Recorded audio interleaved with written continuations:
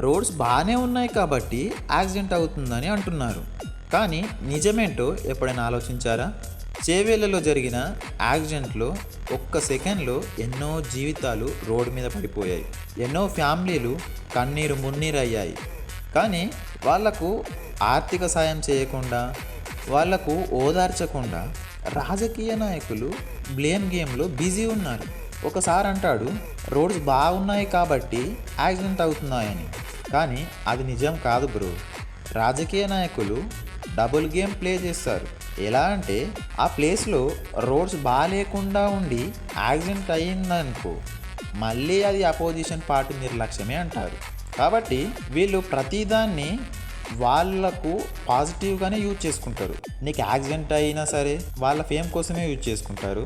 నువ్వు సచ్చినా సరే వాళ్ళ ఫేమ్ కోసమే యూజ్ చేసుకుంటారు.